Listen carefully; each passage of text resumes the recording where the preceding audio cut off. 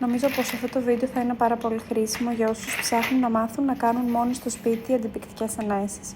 Πρόσφατα είχα ένα ατύχημα και αναγκάστηκα να μάθω να κάνω μόνη τις αντιπικτικές ενέσεις, διότι ζω μόνη στη Θεσσαλονίκη και δεν είχα κάποιον να με βοηθήσει.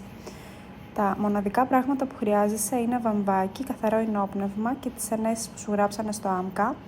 Επιλέγεις δεξιά ή αριστερή περιοχή 5 εκατοστά μακριά από τον οφαλό, καθαρίζεις καλά με το βαμβάκι και το ενόπνευμα την περιοχή, παίρνεις την αντιπικτική ένεση, προσεκτικά, τη βγάζεις από το κουτί όπως σου δείχνω.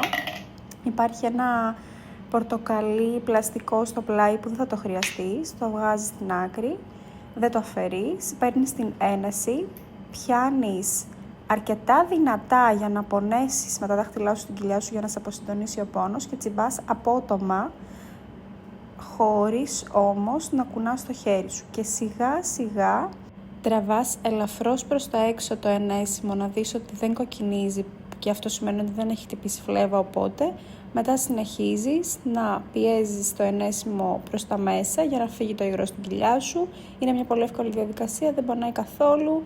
Μέσα σε δευτερόλεπτα ολοκληρώνεται και έτοιμο.